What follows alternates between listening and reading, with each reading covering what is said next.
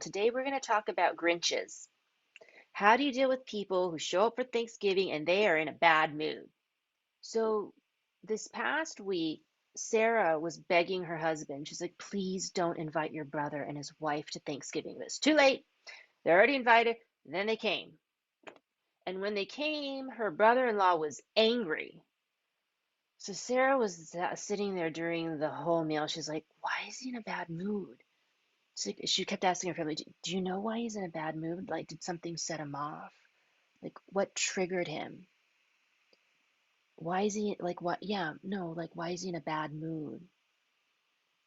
And suddenly she heard God murmuring in her head, he doesn't need a reason to be in a bad mood.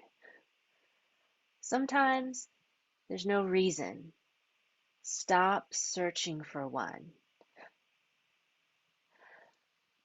Have you ever heard an angel whisper in your ear? There is no reason. And more importantly, you are not the reason. When you search for a reason for someone else being in a bad mood, you're trying to see if it has anything to do with you. Like, did I do something wrong? Is it me? Stop making anything negative about you. Please write that in your journal. As a minister, a lot of people tell me they don't like the word God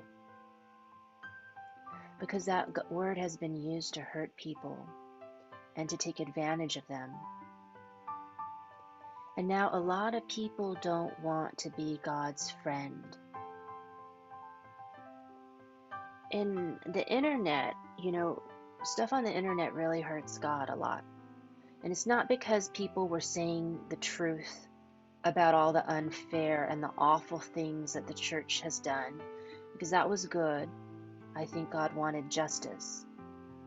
But it was that nobody separated that negativity from who God actually is or from who He is. And in my opinion, from God's perspective, it felt like no one wanted to be His friend. And God knows what it feels like to have people not want to have anything to do with you. When someone is in a bad mood around you, when you ask God, what's their bad mood about? His answer is, it's probably not about you. And His answer is also, don't make it about you.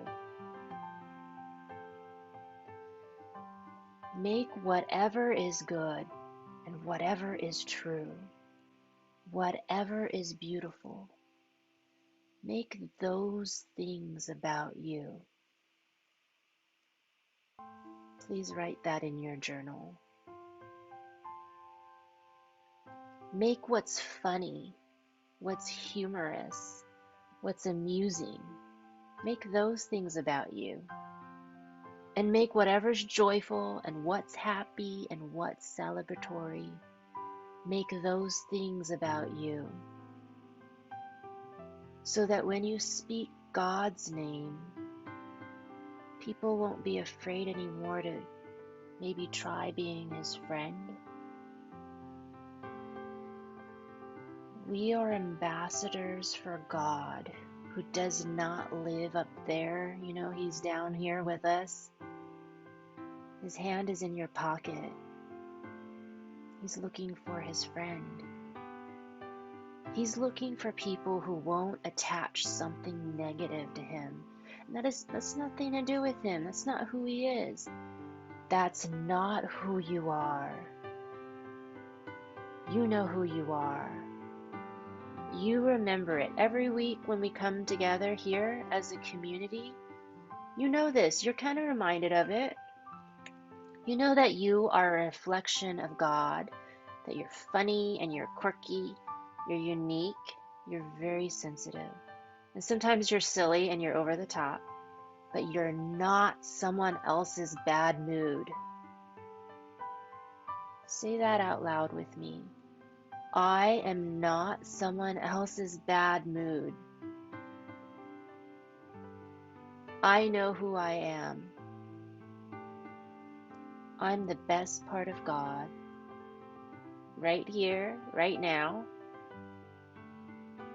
And no matter how goofy I am, I'm a reflection of my heavenly friend. That's who you are. You are God's friend. So if people want to point fingers at you, they're pointing at God's friend. So when someone points at you and asks everyone, who brought that guy?